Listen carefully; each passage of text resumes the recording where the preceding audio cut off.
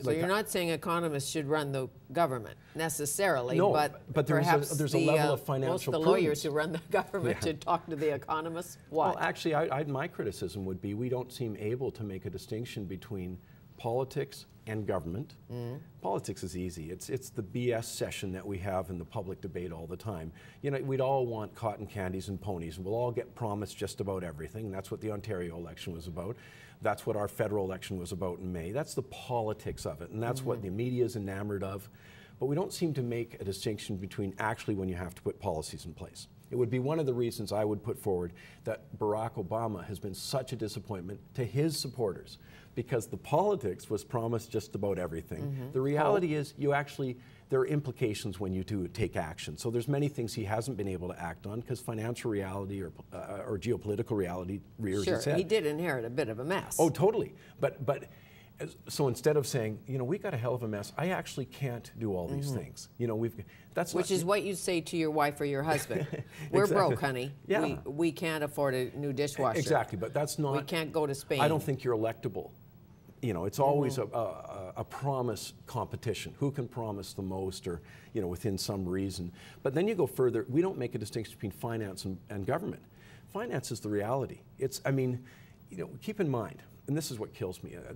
You know, I see these political commentators or political animals. They can't discuss this stuff at all. I'll give you an example. Two things very quickly. There's socialist government in Greece. It's a socialist government in Spain. It's a socialist government in Portugal. Every one of them cutting government size more dramatically than anything that's ever been on the table in North America under conservative governments or whatever. You know, cutting government size, that's not always bad. No, I'm not saying that. But for a socialist, it shows you how that's not part of their ideology. So I'm just saying the financial reality forces their hand. And it's finances that are dictating the change in the world today. And they're appointing prime ministers. Yeah, what's amazing is you look at Italy, for example, and they call it a technocrat government. And Mr. Monti is now heading that government. He wasn't elected. He wasn't even drawn from the parliament. He was someone they brought in to clean up the mess because politics wasn't able to. Right. But I'll give you one more that's been on our agenda here in Canada.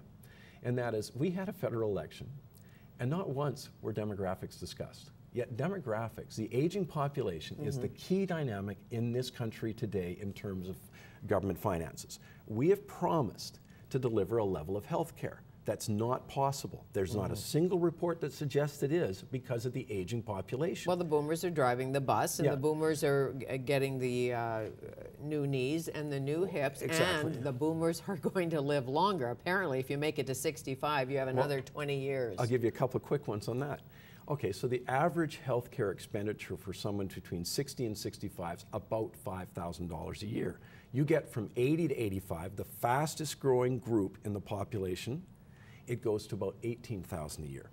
Think about that. 30% of all healthcare dollars are spent in the last year of someone's life.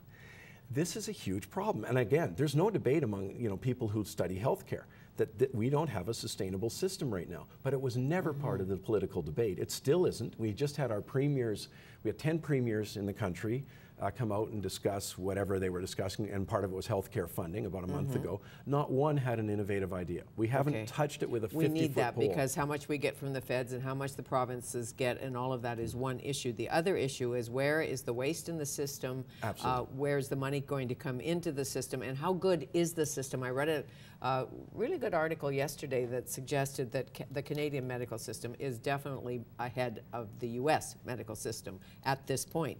But not ahead of other systems in the world. There are things we can learn from the UK. I'll give you a few quick examples. The Euro-Canadian Health Index measures 30 countries. They don't measure the US, but 30 European countries and Canada. We rank dead last in value for money. Dead last. Things like value for money. Yeah. Things like this. We were the only country, a study, I think off the top of my head, it was about 6 years ago, but we were the only country when we added money to the system, our wait times got longer. Think about that. There's a little something wrong with that. 2002, the World Health Organization said that we were wasting somewhere around 7 cents to 12 cents out of every dollar, depending on the jurisdiction. We never talk innovation. It's not part of the discussion, and I'll tell you why. We talk it, we don't do it. Because, okay, fair enough. You know, we talk about preventive medicine and are there ways to keep people well so that they don't have to use the system so much, all of that, user fees, 2-tiered, 3-tiered. Well, we go back to the Drummond report for a second out of Ontario from last week, and he had, you know, again, somewhere around 350 recommendations for their government to get their financial house in order. Over a third of them really dealt with health care. That's because that's where the money's being spent, half the budget. But I'll give you one more. You were talking earlier about, you know, us living longer. Okay, so when old age security came into effect, it was 1952. Right. The average age expectancy for a male was 66 in 1952. So in other words, we gave you old age security at 65, but you're only living one more year. Right. Okay, so the average male now is much more toward 80. So we're paying out so much longer. We have a lot of circumstances, especially in the public sector, where we're actually paying longer, you know, in pension and retirement than they did in their working life, than they actually worked. I know These it won't are huge challenges. Huge challenge. It won't be retroactive if they change the old age from it's gonna be way 65 out to in the 67. It's out in the future, but the people coming up say, well, I want to retire at 65, and it's a bit of a sacred cow, and yet why do you want to retire at 65? If you feel fabulous and you have another 30 years to live, then keep working, having fun. Well, keep in mind, though, it still comes back to affordability. And one of the reports that we got maybe 2 months ago was in 2010, this comes out of general revenues. For old age security, we spent $36.5 billion. You know, $36.5 billion sort of tax dollars. Right. By 2030, that number is 108 billion tax dollars. So we've got to find, in other words, 70, whatever that is, 72 billion more. But this is why the federal election was such a farce. You know, they're all promising, the NDP I think had about 39 billion in new spending. I think the Liberals were only about 8, and the Conservatives were uncomfortable with this, so they said, we can't talk about that till we balance the budget. But here was the truth. The truth was we were already spending 2 to 3 billion more on old age security right then. So we already were increasing government spending, and this is the point. We've made promises that are already committing the government to way more spending just by honoring old age security, just by honoring some level of health care commitment. The federal government's already said, I'm going to give you tons of money for the next 5 years, you know, and we're going to keep on giving you a ton of money to the provinces, and then we'll guarantee a certain level of increase. So we've already spent future tax dollars in a significant way. Well, the point is tax dollars are my dollars and your dollars. And our children's. And our children's dollars. Oh, Michael Campbell, our guest, he's a business and financial analyst. We'll return and talk more.